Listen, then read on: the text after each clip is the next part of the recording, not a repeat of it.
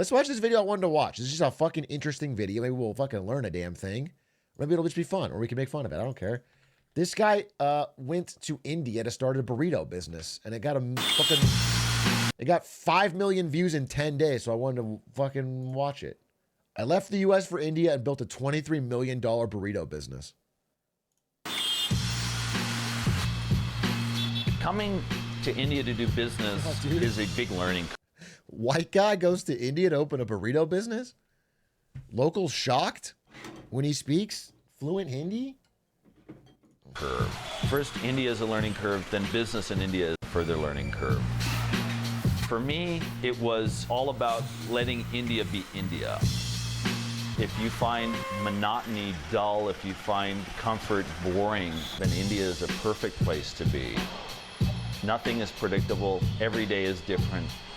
I took it as par for the course that I would just have to adjust to this in order to be successful here. Okay. He's got that, you know I had to do it to him fit on. He's got that, he just looks like the grown-up version of that guy.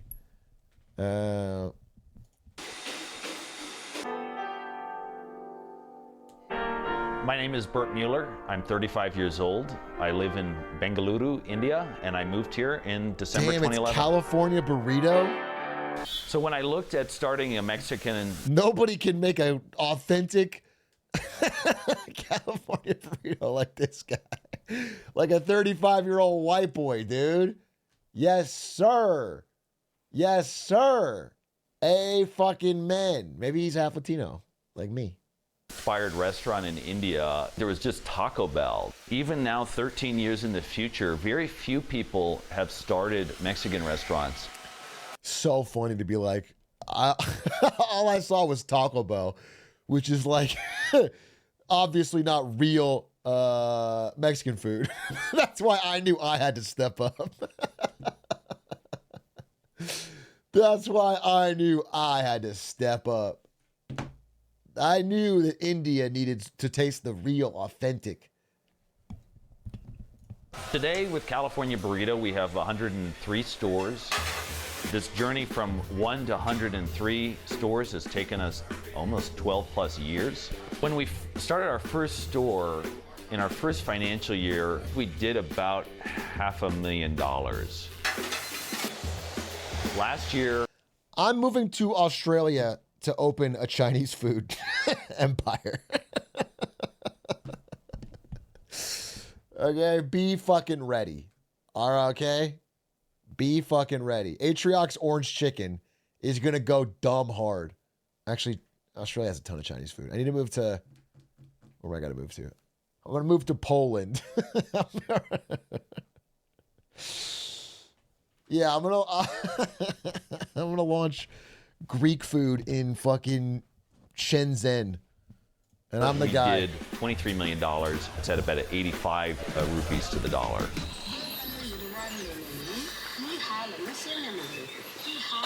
Starting out in India was very challenging, but I never doubted that I had made a right decision. And I think India's stretched me as a person, and it's so really much B-roll of him walking around with a briefcase. I'm very happy living here.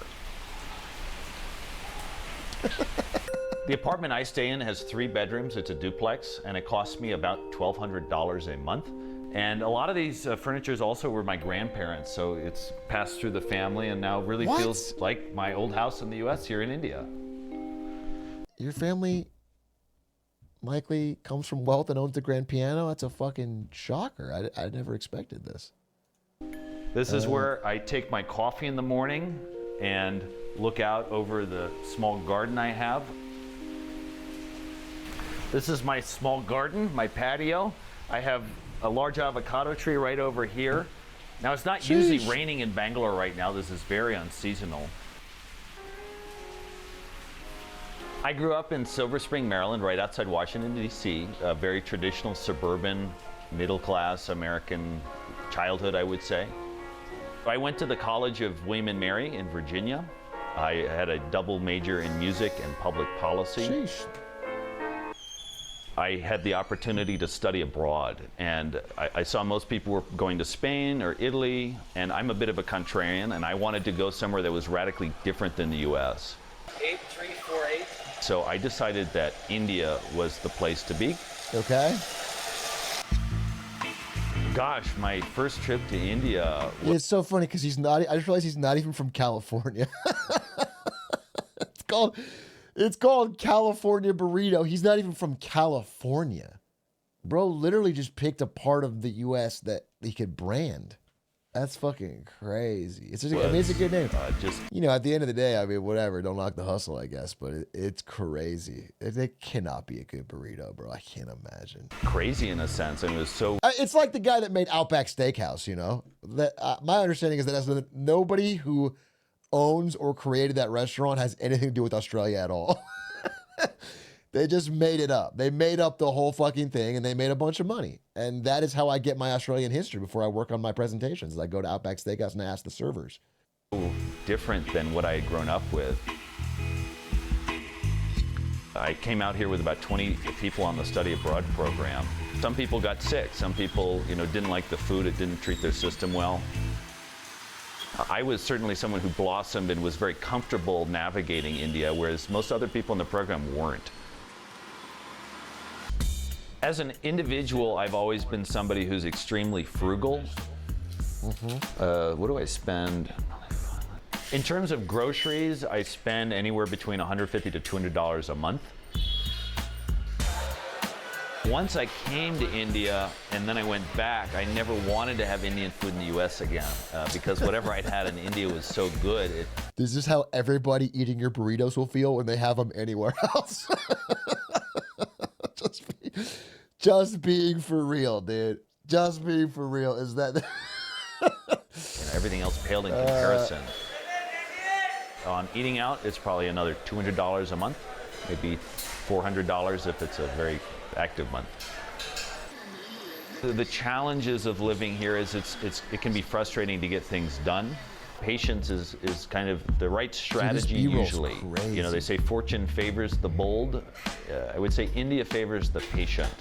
The other thing is, you know, knock on wood, I had actually not had any health issues, but last year I got dengue in August, and then I got typhoid in January. So I'd gone for 13 years with no problems, and then last year I got typhoid back to back. You know, there are health issues that can arise that would not happen in the U.S., and these are not small issues.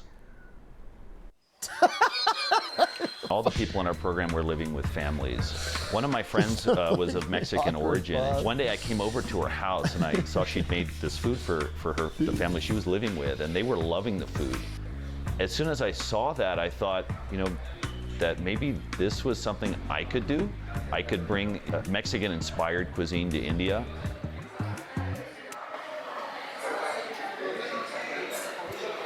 Damn, 2,000 people? When we were raising money for our first store, we estimated we needed about $100,000 to do it. We raised $250,000, so that was from friends, family. Two of my childhood friends decided to join, and we opened in October 2012, our first store. The store did extremely well. All of a sudden, it was clear that we needed to grow our own ingredients. So in 2018, we ordered Hass avocado trees from California. We imported them and we planted them, about 500 of them.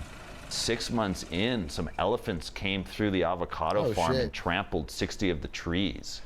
Past 13 years, we've worked hard to make the food taste like you would get it in California or taste like you get it in Mexico. If you use the tomatoes from India, they taste very different than the tomatoes you'd get in the US. And the onions taste very different, the beans taste different. So it takes a lot of time to develop the supply chain that leads to a food that, while is approachable for someone who's from India, is also different. Let me be honest, this is actually making me real hungry for tacos, though. That is actual good ones, not really his. I want to go to a fucking... differentiated from a flavor perspective.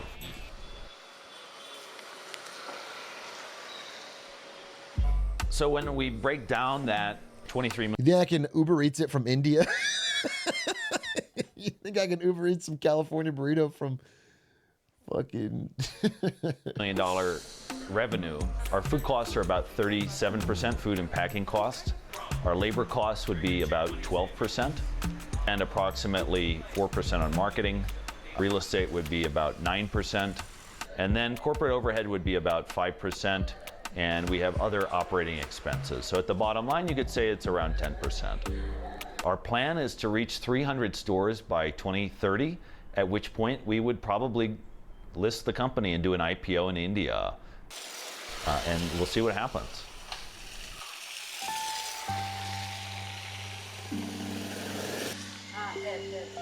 For me, living in India feels like I'm a part of this incredible once-in-a-lifetime growth story. India is on a growth story Agree. that other countries have already gone through. Agree. And to be able to witness the transformation and change that people's lives are experiencing is really powerful.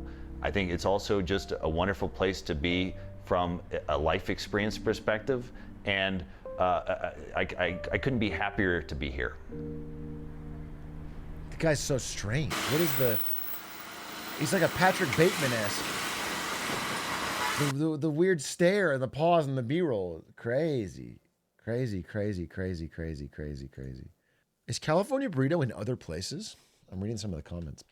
California burrito. Wait, there's a California burrito in Buenos Aires? Exact same thing? Wait, different white guy started a different California burrito in South America?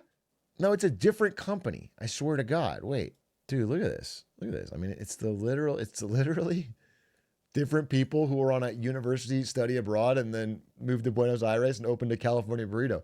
Like, this guy did the same thing, but he did it, 4 years later, but in India. Different guy. It's out of business now. That's crazy.